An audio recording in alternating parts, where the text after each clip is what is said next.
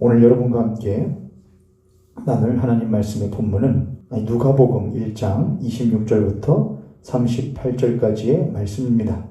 누가복음 1장 26절부터 38절까지의 말씀입니다. 누가복음 1장 26절부터 38절까지의 말씀입니다. 신약성경 86쪽쯤에 있습니다. 다 자신 줄로 믿고 주님 말씀 받들어 제가 읽도록 하겠습니다.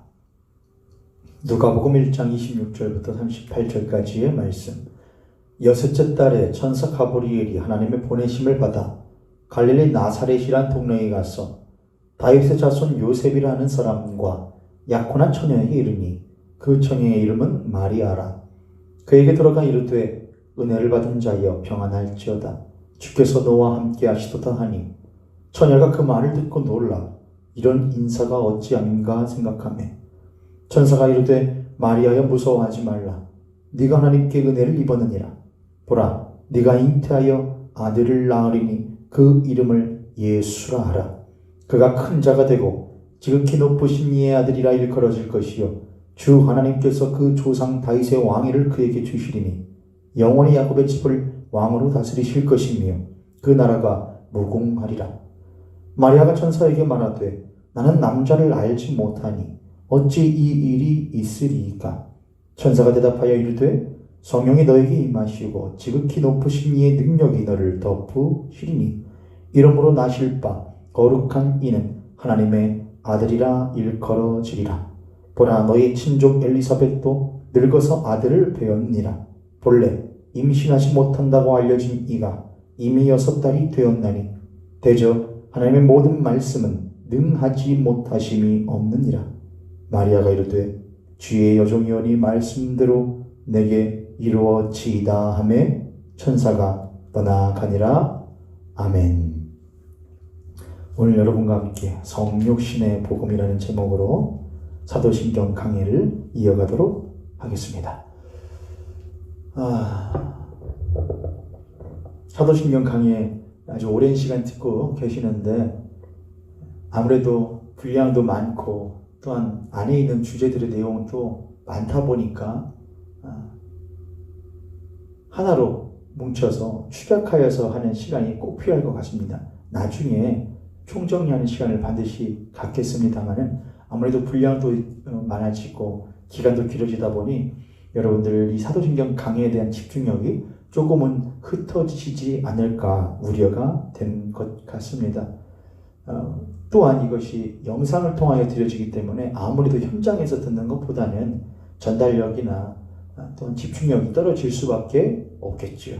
그러니 여러분, 그런 대신에 유튜브를 통해서 또 다시 말씀을 들을 수가 있으니까 여러분 유튜브를 통해서 꼭 주일 말씀은 한 번 더 주중이라도 한 번 더 들어보시기를 목회자로서 권합니다. 제가 이렇게 계속해서 강조를 하는 것은 이 신앙의 고백으로서의 크레도, 우리들의 신앙은 우리들의 무엇과도 마찬가지인 것이냐, 우리들의 육신의 생명보다도 더욱더 중요한 우리의 영혼의 생명, 곧 구원에 직결되어진 것이기 때문에 그렇습니다. 우리가 믿는 바가 우리의 구원이 됩니다. 우리들이 믿고 여기는 바가 바로 우리들의 구원인 것이지요. 그러나 우리들은 우리들의 뜻대로 믿지 않고 누군가의 것을 우리들이 따르는 것이 아니라 살아계신 하나님께서 우리에게 허락하여 주신 이 성경과 또한 그 성경에 대하여 예수께서 증언하시고 또한 성취해 주신 것들과 그것을 그와 함께 보고 듣고 주목하여 손으로 만진 바 되었던 제자들과 또한 그의 충성된 또 다른 제자들이 증거한 바를 근거하여서 믿는 것이 우리들의 신앙이며 믿음입니다. 근거 없고 또한 그 근거가 부실한 믿음은 언젠가는 탈이 나기 마련이며 언젠가는 왜곡되어지기 마련입니다. 그래서 우리는 아무리 우리들이 믿는 바가 무엇인지를 확인하고 정립하는 것은 절대로 부족함이 없다고 할 수 있겠습니다. 그러한 우리들이 믿는 바 되는 하나의 신조로서 사도신경을 우리들은 계속해서 보고 있는 것이지요. 사도신경은 크게 네 가지로 구분되어져 있다고 누차 말씀드렸습니다. 성부에 대하여 믿습니다. 성자에 대하여 믿습니다. 성령에 대하여 믿습니다. 삼위일체 하나님으로 말미암아 세워지게 된 교회를 믿습니다. 첫 번째 성부에 대하여 네 가지를 믿습니다. 성부께서 사랑으로 계시는 하나님이심을 믿습니다. 사랑이신 하나님 믿습니다. 성부께서 또한 창조, 전능하신 하나님이심을 믿습니다. 사랑이신 하나님께서 자신의 사랑을 베푸시고 나타내시는 일에 그 능력이 한이 없으시며 또한 제한하지 않고 사용하시는 분이심을 믿습니다. 또한 그 하나님께서 자신의 사랑을 전능하신 능력으로 베풀어내시는 창조, 그의 말씀으로 모든 만물을 창조하신 것뿐만이 아니라 그 하나님께서 예수 그리스도 안에서 모든 만물을 새롭게 창조하실 것을 또한 믿습니다. 우리는 그 예수 그리스도로 말미암아 새롭게 창조되어진 내가 그 예수 그리스도를 보니 하나님의 나를 향한 사랑이 크시며 그분이야말로 우리의 참된 아버지 되심을 믿습니다. 이것이 바로 성부에 대한 믿음인 것이지요. 우리는 성자에 대하여 믿습니다. 우리는 성자에 대해서 믿을 때에 사도신경은 그렇게 고백하죠. 우리는 하나님의 외아들 우리 주 예수 그리스도를 믿습니다. 하나님의 외아들 우리 주 예수 그리스도를 믿습니다. 그것이 이제 성자에 대한 첫 번째 믿음인데, 이것은 성자의 신성에 대한 믿음을 고백하는 것입니다. 우리는 예수 그리스도라고 하는 이에 대하여 두 가지의 측면으로 믿고 또한 인정합니다. 첫 번째는 그가 온전히 참 하나님이심을 우리는 믿습니다. 이거를 흔히 일컬어 그의 신성이라고 합니다. 신적인 속성을 말하는 것이죠. 신적인 신으로서, 하나님으로서의 모습. 그래서 우리는 하나님의 외아들, 우리들의 주 예수 그리스도. 그래서 제가 전에 물고기 모양 하면서 익투스 물고기 그리지 않았습니까? 예수 그리스도 데오스 휘오스 소테르. 예수 그리스도 하나님의 아들 주 구원자. 예수 그리스도 하나님의 아들 구원자. 그러니까 우리는 하나님의 외아들, 우리들의 주인이신 예수, 모든 백성을 그들의 죄에서 구원할 자 그리스도, 기름 부음 받으신 그 일을 믿습니다. 왕으로서, 제사장으로서, 선지자로서 택함 받으시며 그 역할을 충분히 만족되게 행하신 그 하나님을, 예수, 성자 하나님을 믿습니다. 그래서 그것은 신성에 대한 우리들의 믿음이고, 이제 우리들이 그 예수 그리스도의 하나님으로서 계심을 이제 넘어서서 드디어 그의 인성을 한번 다루어 보려고 합니다. 그래서 오늘 우리들이 나눌 것이, 그는 성령으로 잉태하사 동정녀 마리아에게서 나시고 라는 부분을 여러분과 함께 나누려고 하는 것이죠. 성경에 보면은 우리들의 인간적인 눈으로 삭제하고 싶은 부분들이 없지 않아 있습니다. 우리들의 인간적인 시각과 관점으로 기준으로 보았을 때에 부당하며 불합리하고 또한 이해되어지지 않는 부분들이 성경에는 많이 있기 때문에 그렇습니다. 그 가운데 한 가지가 아마도 예수 그리스도의 탄생에 대한 부분이 아닐까 싶습니다. 굳이 이것 때문에 공격받을 빌미를 믿지 않는 이들에게 줄 필요가 있을까? 예수 그리스도께서 그냥 나셨다고 하면은 될 것을, 예수 그리스도가 그냥 태어나셨다고 하면 될 것을, 또는 하나님께서 예수라고 하는 인물을, 하나님의 아들을 그냥 바꾸면 되잖아요. 그렇죠? 하나님께서 왜 우리들이 그리스 신화나 뭐 그런 거 보면은 신이 인간의 모습을 입고 세상으로 와서 막 거닐고 막 하지 않습니까? 변신해서요. 그러나 성경 그런 걸 말하지 않아요. 하나님께서 자신의 성자 예수 그리스도를 이 땅에 인간으로 변신시켜서 보내셨다. 그것도 어른으로, 장성한 어른으로 그렇게 하지 않았다는 것이죠. 만약에 그렇다면 우리는 그래도 그냥 이해할 거예요. 그렇죠? 신이 있었는데 변신을 한 거구나. 무슨 모습으로? 인간의 모습으로 변신을 한 것이구나. 그렇게 하면 이해가 될지도 모르겠습니다. 아니면 하나님께서 한 남자와 한 여자를 택하여 그 남자와 여자 사이에 난 아이를 하나님께서 택하여 그를 무엇 삼으시기로, 그를 구원자 삼으시기로 작정하셨다라고 하면은 조금 더 이해가 돼요. 그렇죠? 하나님이 다 모든 자녀들은, 아이들은 남녀 간의 사이에서 나는 것이니까 당연한 이치니까 남자와 여자를 하나님이 택하셨고, 순자는 남자와 순자는 여자를 택하시고 거기에서 난 아이를 하나님께서 구원자로 택하셨다. 그러면 그럴 수 있겠다 싶죠. 아니면 하나님께서 그냥 처음부터 뿅 만들어 버려요. 처음부터 아예 시작을 해버리시는 것이죠. 한 아기를 그냥 주시는 것이죠. 이렇게 우리들이 이해할 수 있는 방식으로 하면 좋을 것을 굳이 성경은 오늘 읽었던 누가복음 1장 26절부터 30절까지의 말씀에서 38절까지의 말씀에서 굳이 하나님의 아들이신, 외아들이신 성자 예수 그리스도께서 성령으로 잉태되셨다. 성령으로 인하여 잉태되셨다. 그런데 누구에게? 동정녀 마리아에게서 나셨다라고 하는 부분을 써놓고 있습니다. 동정녀라고 하는 것은 오늘날 우리들이 흔히 사용하는 말이 아닙니다. 우리들이 그냥 한다면 처녀가 맞습니다. 그러니까 남자를 알지 못하는, 남자를 접하지 못한, 아직 결혼하지 아니한 처녀를 말하는 것이죠. 그에게서는 절대로 아이가 출산할 가능성이 1%도 없는 여인인 것이죠. 그러한 동정녀로서, 처녀로서의 마리아라고 하는 한 여인, 그 여인에게 하나님께서 뭘 하시도록 그 여인의 몸 안에서, 그 여인의 몸 안에서 잉태되겠다는 거죠. 잉태라는 것은 뭐예요? 임신이죠, 여러분. 그 태 안에, 마리아의 태 안에 하나님의 거룩하신 아들 예수 그리스도가 잉태되게 되었다는 것이죠. 그러면은 뭘 말하는 거냐? 우리가 아이들이 엄마의 자궁 속에, 태 속에 임신하게 되었을 때에 아빠의 정자와 엄마의 난자가 만나서 체세포 분열이 일어나고, 무슨 막 자격영에서 생물시간 배워서 다 잊어버렸습니다. 체세포 분열이 일어나고 막 이렇게 돼가지고서는 아이가 점점 모습이 안에서 자라가면서 변하지 않습니까? 그러니까 그런 과정을 동정녀 마리아, 처음부터 마리아 배가 팍 불릴 일은 없지 않습니까?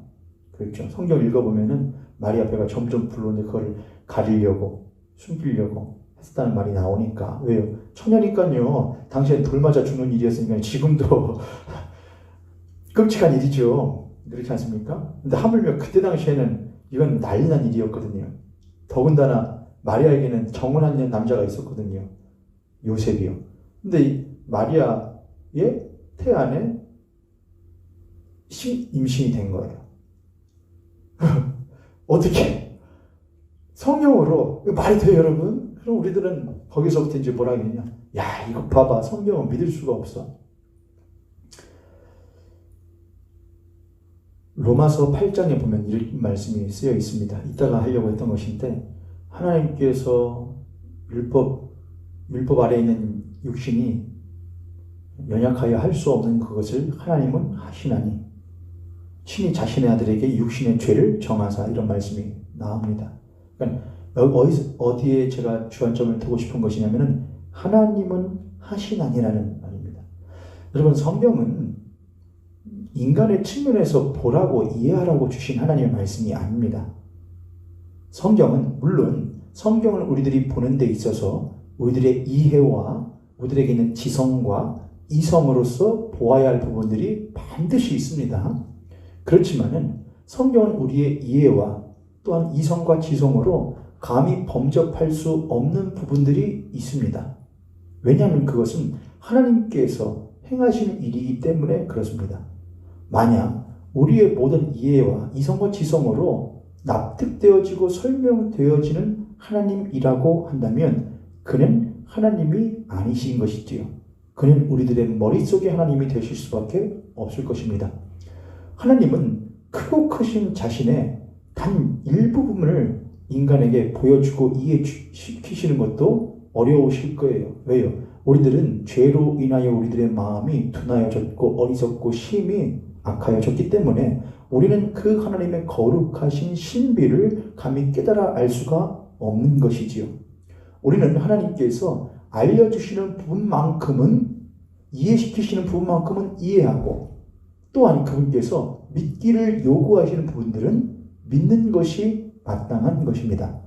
오늘 예수 그리스도께서 성령으로 동정녀 마리아에게 잉태되셨다라고 하는 부분은 그것이 실제적으로 일어난 일이기 때문에 우리는 그 부분에 대하여 어떻게 그런 일이 있을 수가 있겠는가라고 하며 우리의 지성과 이성을 총동원하여서 그것을 접하고 분해하고 쪼개본다고 하여도 우리는 절대로 그것을 이해하지 못할 것입니다. 왜냐하면 우리는 그런 일을 절대로 할 수 없기 때문이며 본 적도 없기 때문입니다. 그것이 바로 인간의 한계입니다. 인간은 풀떼기 하나조차 만들어낼 수 있는 능력이 없으며 인간은 그저 쉽게 밟아 죽이는 개미새끼 한 마리도 스스로 만들 능력이 없는 존재들입니다.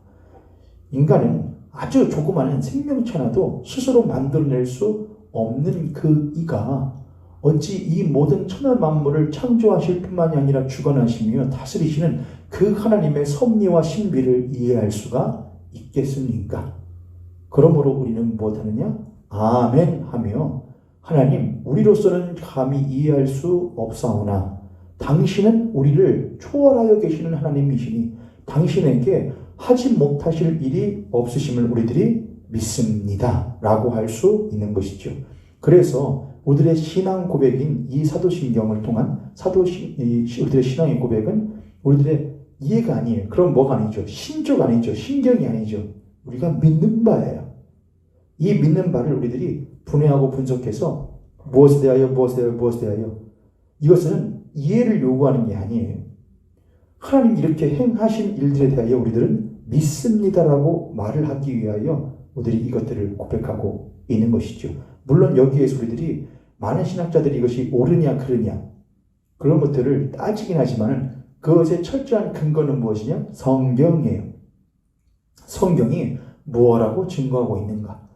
그런데 그 신학자들이 오랜 기간 기독교 역사를 2000년 가까운 역사를 이어져 오면서 이 부분 이것은 어느 신조에나 있어요. 여러분 아주 대표적인 신조 한 14가지 정도가 되는데 공통적으로 있는 부분이 바로 예수 그리스도께서는 성령으로 잉태되셨다.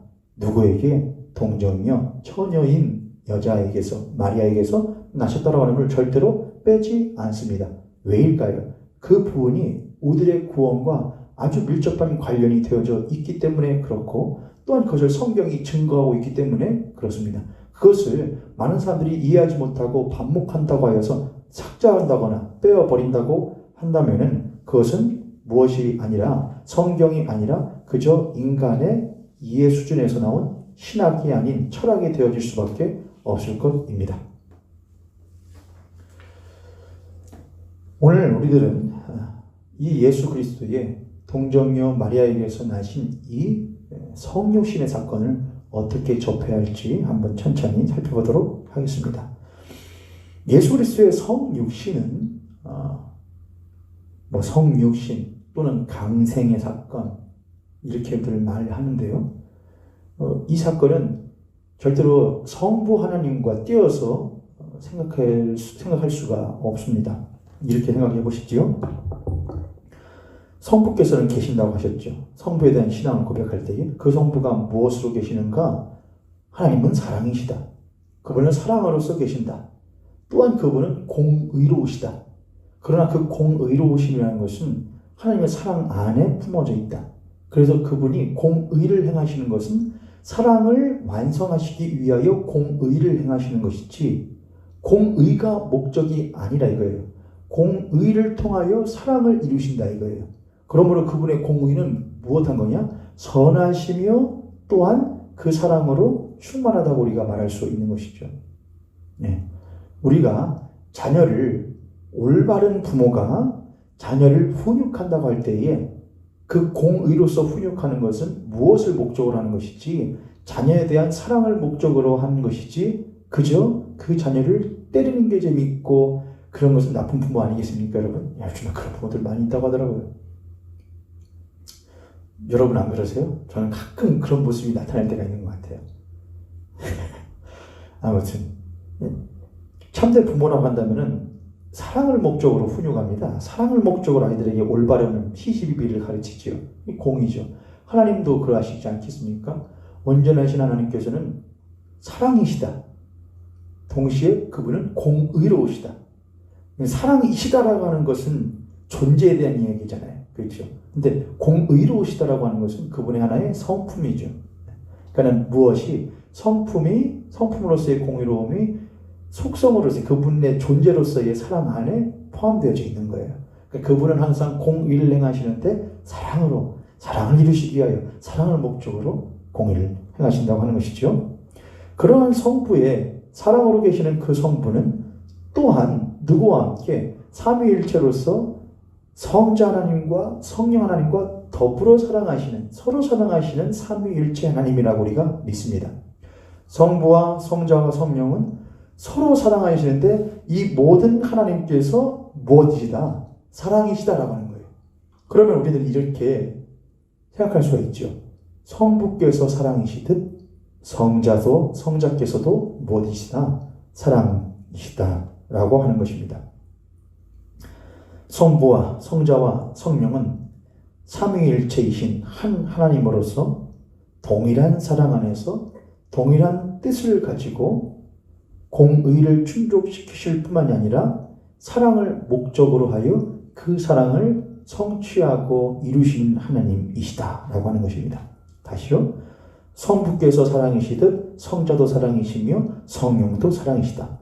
성부와 성자와 성령은 하나님의 공의를 못하시면서 공의를 이루시는데 무엇을 목적으로 하여? 사랑을 목적으로 하여 이루신다는 거예요. 그 일에 누구도 포함되어져 있다? 성육신하시는 성자도 포함되어져 있다는 거예요.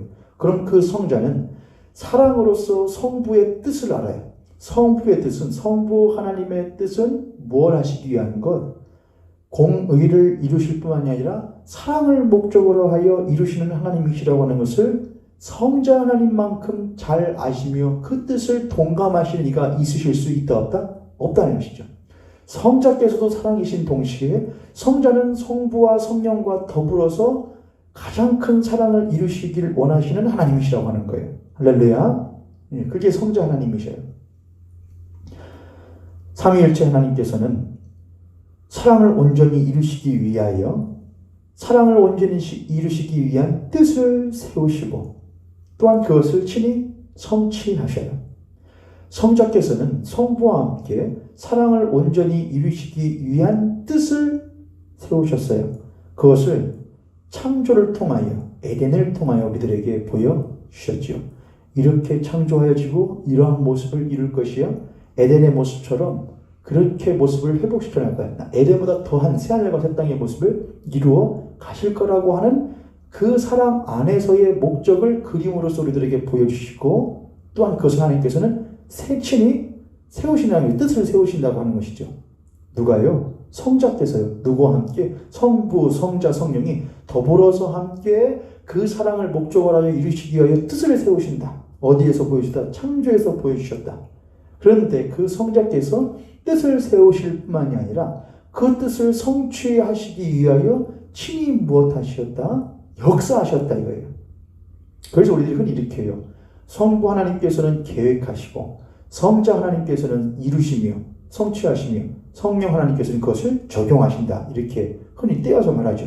여러분 떼어서 말한다고 해요. 그럼 그분이 성부 하나님은 계획만 하시고 성자는 성취만 하시고 성령은 적용만 하죠. 그렇게 하시겠습니까? 그렇지 않다는 거예요. 주된 사역이 그렇지만 그 모든 일에 함께 무엇하시냐? 연합하여 역사하시는 하나님이심을 믿으시길 바랍니다. 그럼 성자께서 이것을 꼭 이해하고 가셔야 돼요. 그래야 여러분 성육신의 의미를 깊이 이해하실 수가 있어요. 자, 성자께서 성부 하나님과 동일한 하나님이시다. 그러므로 사랑이시다. 그분은 사랑으로서 성부 성령과 더불어 사랑을 이루시는 그 하나의 목적에 있어서 그 뜻이 온전하며 그 그 뜻을 이루는데 아낌없이 무엇 하시는, 자신을 내어주시는 성자 하나님이시다라는 거예요. 그 성자께서는 사랑을 온전히 이루시기 위한 그 목적의 뜻을 세우시고 그걸 이루신 일에 자신을 아낌없이 내어주심으로 말미암아 그 뜻을 성취하시는 분이시라고 하는 것이죠. 그 뜻을 이루시는, 성취하시는 것이 어디에서 아주 절정에 달하게 되느냐, 바로 예수 그리스도께서 십자가에서 자신을 내어주신 거기에서 드러나게 되어지는 것이죠. 이렇게 보면은 예수 그리스도께서 십자가에서 자신을 내어주시고 하나님께서 그를 부활시키심으로 말미암아 예수 그리스도를 믿는 모든 이들이 예수 그리스도의 십자가에 연합하여 함께 죽어지고 하나님께서 그 예수 그리스도를 다시금 되살리실 때에, 부활시키실 때에 그 예수 그리스도와 예수 그리스도의 믿음으로 십자가에 연합하여 함께 죽었던 이들이 또한 함께 살려지게 되는 그 부활의 은혜, 그게 바로 우리들이 뭐라냐? 구원이라 한다. 구원. 그 구원을 우리들이 가만히 보고 있으면은 예수 그리스도께서 성육신 하신 것이 어떤 의미인지를 알 수 있게, 깊이 알 수 있게 됩니다. 예수 그리스도께서 사랑을 목적으로 하는 그 뜻을 이루시는 십자가와 부활을 이루시기 위하여 예수께서는 뭘 하셔야 되느냐? 그 구원을 이루시기 위하여 하나님의 편에서와 인간의 편에서 충분하게 만족시켜줘야 될 부분들이 있었습니다. 사실 이전에 사도신경 강의 예수 그리스도의 성자의 계심에 대한 부분들을 할 때에 또한 만족에 충분하신 예수 그리스도라는 부분들을 다루면서 있었던 내용들이긴 하지만 오늘은 조금 다를 겁니다. 예수 그리스도께서 참된 구원의 주인이 되시기 위해서는 하나님의 편에서도 합당해야 하며 인간의 편에서도 합당해야 합니다. 먼저 오직 예수 그리스도께서는 참 인간으로서는 절대로 무엇 하실 수가 없느냐? 온전한 구원을 이루실 수가 없습니다. 구약 시대에 짐승들이 모든 이스라엘 백성들의 죄를 담당하고 죽은 것. 여러분, 그것은 사실 기분 나쁜 거죠. 그렇죠. 예를 들어볼까요? 아주 극악무도한 범죄자가 있어요. 극악무도한 범죄자가. 그러니까 극악무도한 범죄자에게 판사가 형벌을 내려요. 아주 극악을 세상이 막 욕하는 그런 놈이에요. 좀 그런 게 있죠. 뭐냐면은 자기가 큰 죄를 지으면, 범죄자들 영화나 그런 거 보면 그런 거 있지 않습니까? 깡패들이나 뭐 그런 사람 보면은 내가 어느 급인지를 뭐를 통해서 세상의 어떤 질타나 처해지는 형벌이나 그런 무게에 따라서 자기의 급을 따지잖아요. 근데 예를 들어서 야 우리 형님 이번에 어마어마한 일을 저질렀어? 막 이렇게 했는데 형벌 딱 때렸는데 1일 뭐 보석금 100만 원 이렇게 해서 때려서 빼요. 그러면은 어떤 거예요? 야 내가 그 일을 하고 깜빵에서 몇 년을 살다 나왔어? 이렇게 해야 조금 뭐가 서는데, 위신이 서는데 야 너 얼마 받았냐? 보석금 100만 원 내고 나왔어. 그건 어떤 대도 말도 못하는 거예요. 한번 이렇게 생각을 해보세요. 하나님의 백성들이 죄를 지었어요. 그런데 그 죄값으로서 하나님 뭐를 대신하래요? 짐승을 대신하래요. 그게 무슨 말이냐면은 그 사람의 죄에 대한 무게를, 그 사람이 지은 죄에 대한 무게뿐만이 아니라 그 죄를 지은 사람에 대한 무게를 뭐급으로 치는 거냐? 짐승값으로 치는 거예요, 여러분. 무슨 말씀인지 이해하셨어요? 이거는 사실 한편으로 보면은 너무나 좋아. 왜요? 내가 안 죽어도 되잖아요. 대신 죽어주니까. 또 그렇게 해줄 수 있는 방편을 마련해 주시고 용서해 주시는 방편을 마련해 주시니까 그것도 기분 좋아. 한편으로는 좋아. 근데 가만히 생각해보면 뭐예요? 내 값은, 내 급은 어디 급이구나. 저 짐승 값이구나 라고 하는 거예요. 그렇죠. 결국 하나님께서 구약시대 때에 짐승들을 통하여 인간들의 모든 죄를 짐승들에게 전가시켜서 그거를 탕감시켜 준 것은 결국엔 무엇이냐? 하나님께서 잠시 유예하시기 위하여, 영원하신 대제사장이며 영원한 속죄 제물 되어주시는 예수 그리스도가 오기까지 그 이전에 율법 아래에 있는 사람들로 하여금 이걸로는 안 되는 거야? 이걸로는 부족한 거야? 너희들이 스스로 생각해봐. 이걸로 될 것 같아? 이걸로 너희들의 죄들이 용서해질 것 같아? 이 짐승 하나 잡았다고, 비둘기 잡았다고, 소 잡았다고, 염소 잡았다고, 양 잡았다고 너희들의 죄가 없어질 것 같아? 그게 가능하다고 생각해?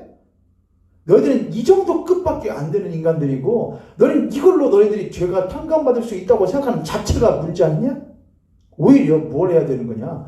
하나님, 아무리 생각해도 나는 죄인 중에 괴수인데 어찌 내가 송아지 한 마리를 잡아서 드린다고 한들 당신이 그렇게 해. 그걸로 해. 그럼 내가 용서해 줄게. 라고 당신이 용서해 주신다고 해 주셨다고 하더라도 아무리 생각해도 이걸로는 내 죄가 용서받을 수 없을 것 같습니다. 라면서 우리들의 마음 가운데 무엇이 생겨야 되는 것이냐? 하나님, 나는 아무리 손을 잡고 해도 내 마음 가운데 이것으로 어찌 죄인의 괴수 중인 나의 죄가 탕감되어진단 말이냐? 그래서 하나님 앞에 나아가 뭐 해야 되는 거예요? 하나님, 이것으로 된단 말입니까? 그럼 성경이 뭐라고 그래요? 그거 하면 된다니까. 하나님, 그거 하면 된다고 그랬어. 그렇게 말 안 해요. 이것은 너희들에게 잠시 동안 주는 거야. 그럼 우리들의 마음 가운데 무엇이 되어야 돼요? 기대가 돼야 되는 거예요. 무엇에 대한? 그렇다면 영원한 나의 제사, 영원한 나의 속죄는 무엇을 통하여 이루어지는 것인가? 짐승으로 되는 것이냐? 소로 되고 염소로 되고 양으로 되고 비둘기로 되는 것이냐? 그것을 될 수 있다 없다? 없다는 거예요. 그거나 나나 똑같은 거란 말이에요. 그럼 무엇이 되는 것이냐? 내가 아닌 것이 되는 거예요. 이 땅에 있는 그 어떤 것으로도 나의 죄를 탕감할 수 없는 거예요. 갚을 수 없다는 거예요. 천천에 만만의 순양과 염소를 드린다고 하여도 우리들의 죄가 탕감받을 수 없다는 것을 인간은 절감해야 하는 거예요. 거기서 뭘 하게 되는 거예요? 영원한, 감히 우리들로서는 감수할 수도 없고 감당할 수도 없는 영원한 산 재물이 있어야 하는 거예요. 그래야 하나님 편에 무엇이 되는 것이죠? 만족이 되어지는 것이죠. 하나님은 그저 무엇 해주실지 간구하실 뿐이지 만족할 수 없다니까요. 하나님은 누구에게만 만족하게 되는 것이냐? 인간의 그 큰 죄들, 인간의 절대로 갚을 수 없는 죄를 하나님은 그로 인해서 하나님 무엇을 손상받으시냐? 하나님의 크신 영광이 손상받으신단 말이죠. 하나님의 영광은 손상되어질 수가 없어요. 인간이 아무리 한다고 해도 하나님이 하나님 아니게 되시나요, 여러분? 그건 아니에요. 여러분의 자녀들이 한번 여러분을 욕하고 한다고 여러분이 아버지가 아버지 아니에요? 어머니가 어머니 아니에요? 그렇지 않잖아요. 그렇지만은 여러분의 무엇에 큰 이걸 하죠. 동네 사람들이 뭘 하죠? 자식 농사 잘못 지어가지고 이런 욕을 하지 않겠습니까? 그래서 우리들로 말미암아 하나님께서 세상으로 하여금 무엇 받으시는 욕 받으시고 모욕 받으시는 일들이 일어나지 않습니까? 그렇죠. 세상 사람이 욕한다고 온 세상이 떠들어도 하나님은 하나님이셔요. 그러나 하나님의 사랑이 그 일에 있어서 상처를 받게 되어진다는 것이죠. 하나님의 그 크신 영광이 세상으로 하여금 사람들로 하여금 자신의 피조물들로 하여금 모욕받으시게 되는 일들, 그 영광이 가리워지시게 되는 일들이 생기게 되어지겠습니까? 하나님께서는 그래서 그들에게 하나님을 만족하실 만한 것은 하나님 편에서 준비하시는 수밖에 없어요. 인간이 가지고 오는 그것들로는 하나님을 만족시킬 수 없다는 것이죠. 그래서 하나님 편에 준비하셔요. 그게 뭐라는 거예요? 하나님의 외아들이신 예수 그리스도라고 하는 거예요. 그분은 이 세상의 것이 아니에요. 이 세상에 있는 그 어떤 것으로도 갚을 수 없기에 하나님께서 당하신 순환은 하나님 편에서 못하시냐? 갚아내시는 것이죠. 결국에 부모가 갚아냅니다. 결국엔 부모가 덮어내는 것이죠. 아무리 자녀가 한다고 하여도 부모가 당한 것을 자녀는 갚을 수가 없습니다. 부모가 결국에는 해결하게 되는 것이죠. 하나님께서는 그러므로 하나님의 그 구원을 이루시기 위하여 예수 그리스도는 무엇이신 동시에 참된 하나님이신 동시에 또한 무엇이셔야 되냐? 참 인간이셔야만 해요. 그래서 하나님은 예수 그리스도는 하나님으로서 하나님을 만족시킨과 동시에 참 인간으로서 인간을 만족시켜야 돼요. 만약에 그분이 하나님이시기만 한다면은 못할 수가 없냐? 무게가 맞지 않죠. 무게가. 그러나 그 성자께서 하나님이신 동시에 또한 무엇이 되시오? 말씀이 육신이 되시오. 인간을 대표할 수 있는 존재가 되시는 것이죠. 그러니까 이 성자 예수 그리스도는 참된 하나님이신 동시에 하나님이 되셔서 참된 하나님으로서 하나님을 만족시킬 뿐만 아니라 하나님의 무게를 감당할 뿐만 아니라 또한 무엇이 되어서 친히 인간이 되셔서 이 줄을 무게를 동일하게 맞춰내는 거예요. 그래서 구원이 무엇할 수 있게 성립되어질 수 있게 이루어질 수 있게끔 하시는 그 역할을 누구만 하실 수 있냐? 참 하나님이신 동시에 참 인간이신 예수 그리스도만이 이 역할을 하실 수 있다고 하는 거예요. 아멘. 이해되었어요, 여러분? 예.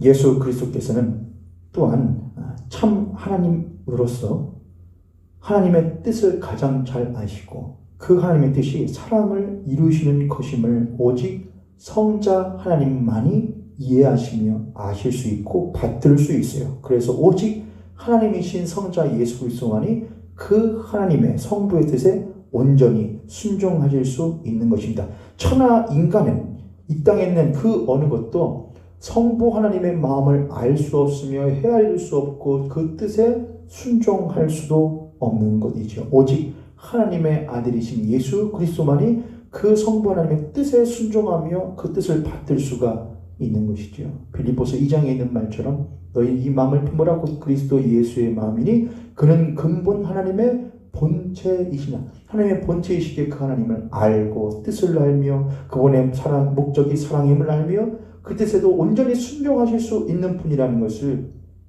말하고 있는 것이죠. 동시에 그 예수 그리스도께서는 참 인간으로서 모든 인간을 무엇하시냐? 대표하시는 분으로서 이 땅에 오시는 거예요. 모든 인간을 대표해요. 마치 뭐처럼 인간들이 그렇게 가지고 왔었던 안식일날 이 대속죄일만 되면은 가지고 나왔었던 그 양처럼 하나님의 어린 양으로서 모든 인간을 대표하는 인간이에요. 모든 인간을 대표하는 인간으로서 그 인간이 못하는 거냐? 죽는 거예요.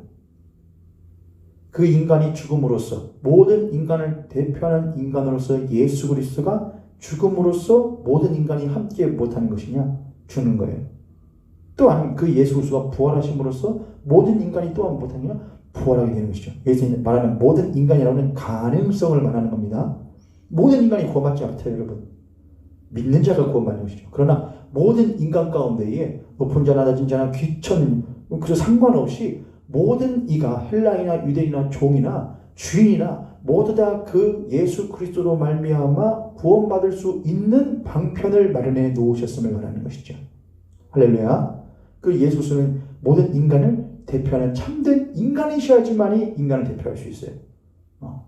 이해되셨습니까? 오직 예수 그리스도는 이 참된 인간으로서 모든 인간을 대표하시는 분이시다. 동시에 그 예수 그리스도는 무엇이 없으셔야 되냐? 히브리서 4장 15절 말씀에 이렇게 쓰여 있습니다.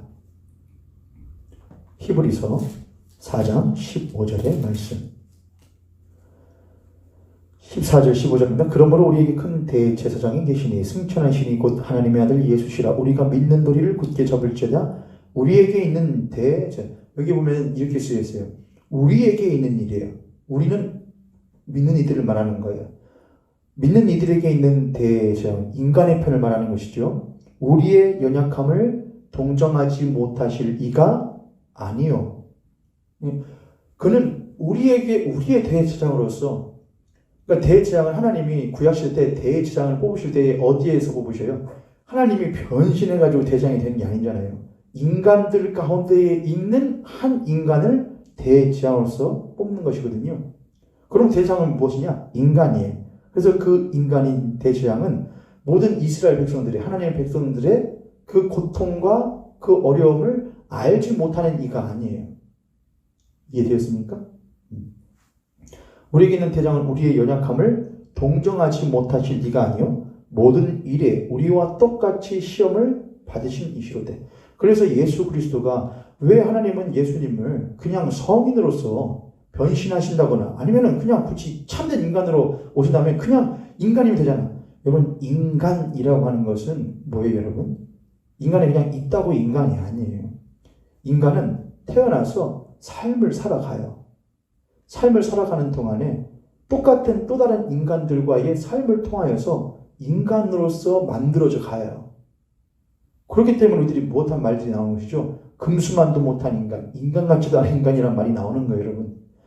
인간다운 모습을 갖추어 가는 거예요.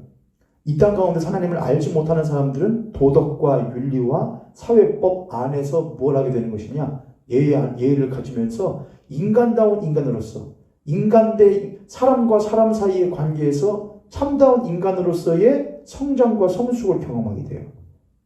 예수 그리스도를 믿는 이들은 예수 그리스도 안에서 하나님의 뜻에 부합한 인간다운 인간으로서 성숙되어지고 성장되어가는 과정을 갖게 되는 것이고요. 인간이라고 하는 것은 그냥 있다고 인간이 아닌 거예요.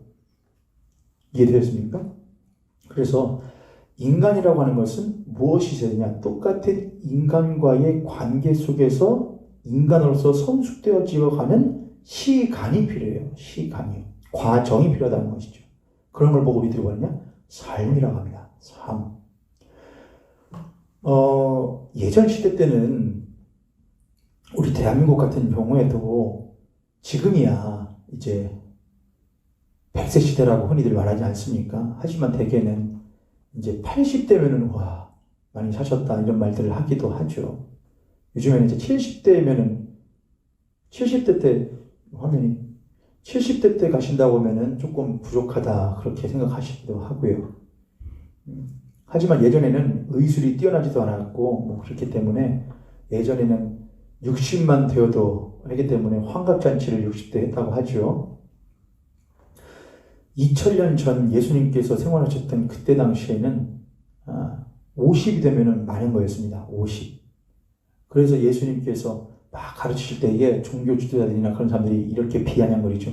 야, 네가 아직 나이가 50도 안 되었는데 이런 말씀을 하죠. 그러니까 그때 당시에 예수님께서 흔히들 우리들이 30세에 공생애를 시작하셨다고 하거든요. 그러니까 30세라고 하는 것은 우리로 하자면은 지금의 특히 100세 시대를 기준으로 하자면은 약 50에서 50대 정도로 생각을 하시면 될 것 같아요. 삶의 경륜에 연륜에 있어서요. 예수 그리스도가 하는 한 인물이 한 인간이 참 하나님 시대의 참 인간으로서 이 땅 가운데 오셨는데 그가 무엇 하시느냐? 삶을 사셨다는 거예요. 인간으로서의 삶을 사셨다는 거예요. 그가 부모의 육신의 부모의 도움을 받아서 걸음마를 떼고 그 걸음마를 인간으로서 10개월 동안의 엄마의 뱃속에 있다가 나오는 것에 힘듦을 겪고 발걸음을 쉽지 못하게 떼어가는 그 과정을 겪고 젖을 떼는 과정을 겪고 걸음마를 떼는 과정을 겪고 이유식을 먹는 과정을 떼고 그걸 누가 하셨다는 거예요? 살아계신 하나님께서 참 인간이 되셔 그 삶을 경험하셨다는 거예요. 아셨다는 거예요. 그래서 히브리서 기자는 4장에서 이렇게 하는 것이죠. 바울이 그는 우리들과 같은 인간으로서 우리들을 동정하지 못하실 이가 아니요 모든 일에 우리와 똑같이 시험을 받으신 이로되. 그래서 그 시험이라는 것은 인간으로서 삶을 살아가면서 경험하는 많은 역경과 고난들, 어려움들을 말을 해요. 그 예수는 그렇게 삶을 사셨다는 거예요. 인간이실 뿐만이 아니라 인간으로서의 삶을 사시면서 인간의 고됨, 인간의 한계, 그걸 경험을 하셨다고 하는 것이죠. 그런데 이렇게 쓰였습니다. 똑같이 시험을 받으시는데 죄는 없으시니라.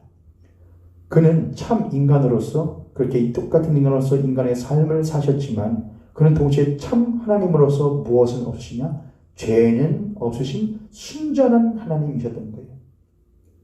때문에 하나님께서는 모든 인간들 가운데에 인간들에게 모든 이스라엘 백성들의 구약시대 때 이스라엘 백성들 다 죄를 지었어. 너희들 그러면은 너희들 중에 한 명이 대표로 나와서 죄값 치러.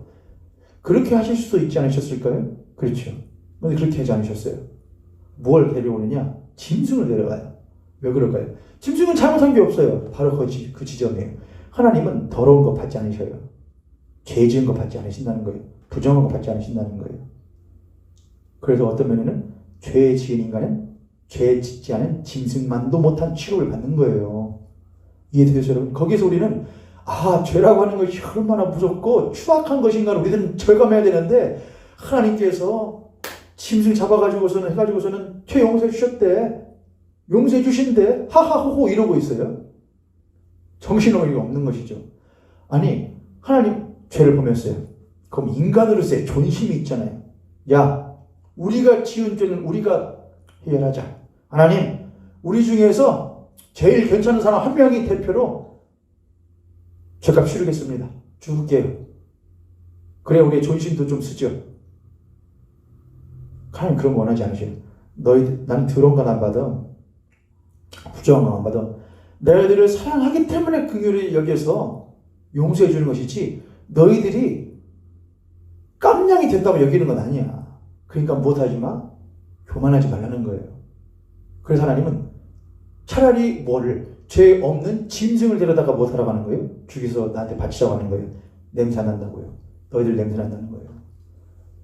좀 그런 걸 아셔야죠. 그런 걸 이해하셔야죠.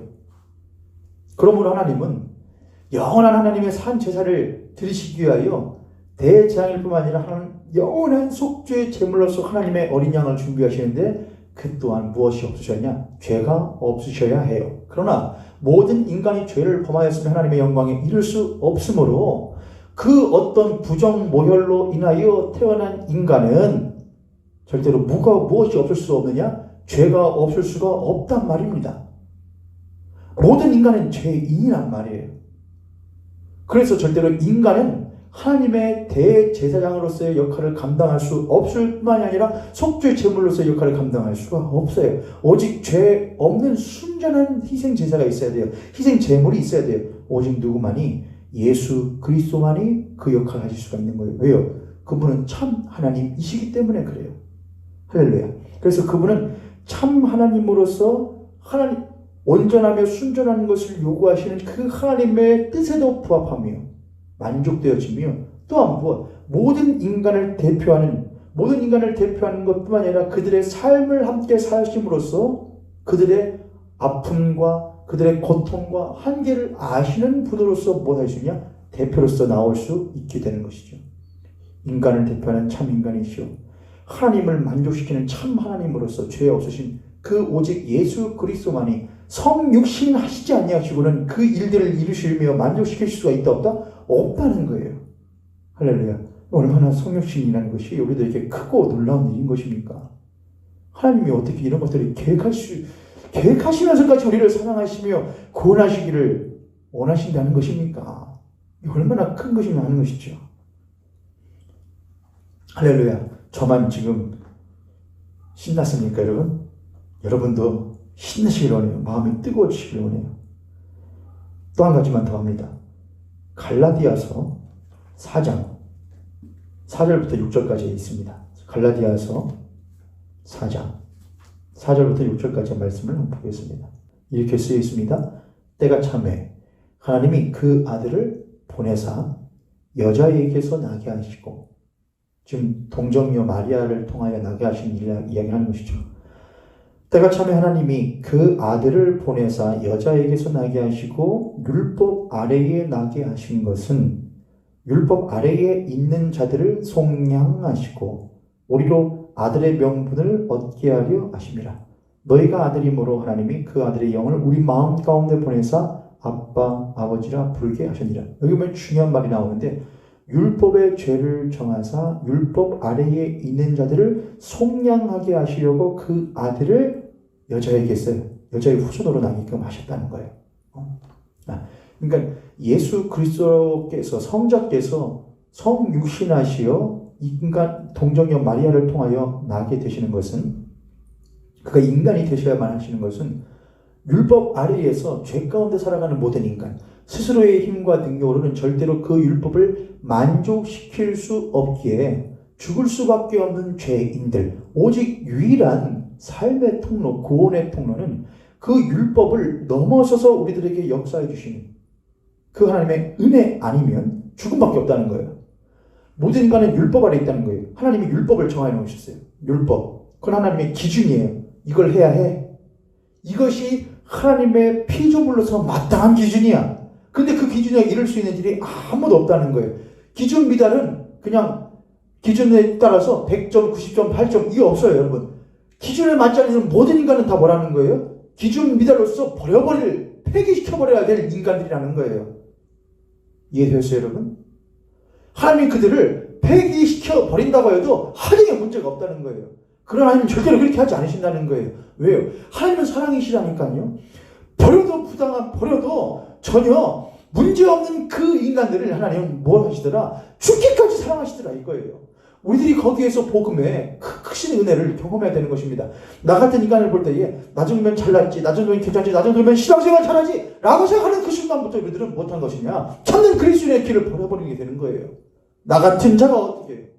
나 같은 자가 어떻게 예수 그리스도를 믿는단 말입니까? 나 같은 자가 어떻게 신앙생활 한단 말입니까? 나 같은 자가 어떻게 목사를 하며 나 같은 자가 어떻게 그리스도인이 될 수 있단 말입니까? 생각하면 생각할수록 신앙생활을 하면 할수록 성경을 알아가면 알아갈수록 이것이 더 크게 느껴지는 거예요. 나 같은 자가 어떻게 나 같은 자가 어떻게 그러면 그럴수록 더욱더 크게 다가오는 우리들에게 우리를 더욱더 크게 품고 우리를 위협하는 우리를 뒤집어 싸는 무엇이 있냐? 하나님의 은혜가 있어요. 나 같은 자가 어떻게 라고 하는 음성 위에 하나님의 크신 음성이 뒤집혀지게 된 것이죠. 내가 너를 사랑한다 이거예요. 너 같은 자도 사랑한다 이거예요. 네가 내 자식이라 이거예요. 거기에서 우리들이 못하냐 무너지게 되는 것이죠. 꼬꾸라지게 되는 것이죠. 그 음성을 여러분은 언제 들어보셨습니까? 그 음성 들어본 지가 얼마나 되었습니까? 걱정하지 마십시오. 하나님께서는 오늘도 우리들에게 성령님을 통하여 말씀하셔요. 오늘 저를 통하여 말씀하실 수 있겠습니다. 하나님의 사랑을 사모하는 자, 하나님의 선하심을 닮아가는 자, 너의 모든 것 창조하신 우리 주님이 너를 자녀 삼으셨네. 못 살겠습니다. 이것도 힘들고 저것도 힘들고요. 이것도 그렇고요. 진짜 못 사는 건 우리들 영원히 못 살 사람이에요. 율법 아래에 얽매여서 율법 아래에서 그저 못할 수밖에 없는 죽을 수밖에 없는 죄인들이라고요. 그게 진짜 못 살 일 아닙니까 여러분? 근데 하나님께서 우리들을 한없이 사랑하시는 당신의 독생하신 아들 예수를 주셨다는 거예요. 할렐루야. 할렐루야. 바로 그게 우리들의 주신 하나님의 은혜이고 복음인 거예요. 하나님이 그 아들을 여자에게서 나게 하시고 율법 아래에서 나게 하시고 율법 아래에서 났다는 건 뭘 말하냐? 인간으로서 나게 하셨다는 거예요. 율법 아래에서. 왜요? 율법 아래에 사는 자들을 대표하여 그들을 못하여 그들을 알며 동정하며 그들의 것을 모르지 못하실 분이 아니실 뿐만 아니라 그들과 똑같은 인간으로서 율법 아래에 나셨는데 그는 또한 못해요? 율법 아래에 난 인간이지만 또한 동시에 하나님이시기에 죄는 없으시기에 율법을 이루시는 완성하시는 오직 한 분이신 분, 오직 성자 예수 그리스도만이 율법 아래에 나셨지만은 죄는 없으신 분으로서 율법을 온전하게 완성하시는 분이 되실 수 있다는 거예요. 그래서 그분은 율법 아래에서 나신 인간으로서 모든 인간을 끄집고 죄는 없으신 분으로서 하나님 앞에 나아갈 수 있는 존재가 되셨다는 거예요. 할렐루야. 이게 바로 예수 그리스도 성육신 하셔야만 하는 이유인 거예요. 그가 하나님이신 동시에 참 인간이셔야만 하는 거예요. 그렇지 않고서는 구원이 이루어질 수 없는 것이죠. 참 인간으로서 율법 아래에 있는 자들을 속량하시려고 또한 우리들에게 아들의 명분이라는 게 뭐예요? 명분. 될 게 있다는 거잖아요. 그거는 우리가 무엇을 행함으로 말미암아 율법을 만족시켜 하나님께 나아갈 수 있는 것이 아니라 하나님의 아들이신 죄가 없으신 순전하신 아들 예수 그리스도께서 우리를 위하여 십자가에 죽어주신 그것이 우리들 뭐라는 거냐? 그게 우리들의 명분이라는 거예요. 그리고 이제는 그것을 통하여 우리들에게 하나님의 아들이라는 자격을 우리들에게 값없이 거저 선물로 허락하여 주셨다는 거예요. 할렐루야. 그게 우리의 명분이에요. 그래서 우리는 율법을 무시하는 것은 아니지만은 율법을 폐기해야 된다고 말하는 것은 아니지만은 우리는 율법을 넘어선 은혜 가운데 은혜로 말미암아 살아가는 그리스도인임을 고백하게 되는 줄 믿으시기를 바랍니다. 7절 4장 7절에 갈라디아 4장 7절 그러므로 네가 입으로는 종이 아니요 아들이면 하나님으로 말미암아 유업을 받을 자니라. 이제 우리가 뭐가 아니라는 거예요? 율법 아래에 매여 일생에 매여 종노릇하는 자가 아니라 우리들의 대표 되시며 우리와 똑같은 인간으로 오셨을 때 죄는 없으심으로 말미암아 우리를 대신하여 하나님께 나아가실 뿐만 아니라 우리를 끄집고 하나님께로 나아가시는 그 예수 그리스도로 인하여 종이 아닌 아들, 곧 하나님의 아들, 유업을 받을 자가 되었다는 것임을 믿으시기를 바랍니다. 마지막으로 하나만 더 봅니다. 로마서 8장 3절 말씀입니다. 로마서 8장 3절 1절부터 3절을 제가 읽겠습니다. 로마서 8장 1절부터 3절 그러므로 이제 그리스도 예수 안에 있는 자에게는 결코 정죄함이 없나니 이는 그리스도 예수 안에 있는 생명의 법이 죄와 사망의 법에서 너희를 해방하였습니다. 율법이 육신으로 말미암아 연약하여 할 수 없는 그것을 하나님은 아시나니 곧 죄로 말미암아 자기 아들을 죄 있는 육신의 모양으로 보내어 육신의 죄를 정하사 육신을 따르지 않고 그 영을 따라 행하는 우리에게 율법의 요구가 이루어지게 하려 하심이니라. 이 말씀이 뭘 말하는 거냐? 하나님의 아들께서 육신이 돼요. 근데 뭐는 없어요? 죄는 없어요. 그러니까 여러분 동정녀 마리아에게 태어나야 되는 이유가 있어요. 오늘 시간이 많이 됐으니까 어차피 다음 주도 이어서 해야 되거든요. 근데 여기까지만 들으시고 다음 주에 꼭 이번 주 말씀을 다시 들으세요. 그래야 다음 주가 이해되셔요. 예수 그리스도가 왜 동정녀를 통하여 나셔야겠어요? 그건 육신이었기 때문에 그래요. 인간이어야기 때문에. 그런데 왜 동정녀여야 되냐 이거예요. 왜 성령으로 잉태되었냐 하냐 이거예요. 그거는 성경에서 맨날 나오는 거예요. 아담의 후손이에요. 아담의 후손. 아담의 후손들은 하나님의 택함 받은 후손들이지만은 뭐예요? 아담의 후손들은 항상 죄의 후손들이란 말이에요. 그들에겐 죄가 계속 있어요. 그 죄가 있음에도 불구하고 하나님이 택하신 백성이기 때문에 하나님의 은혜 가운데 살아가는 것이 그들에게 죄가 없는 것은 아니란 말이에요. 남자로부터 아담으로부터 나온 모든 이들은 다 죄의 후손들이란 말이에요.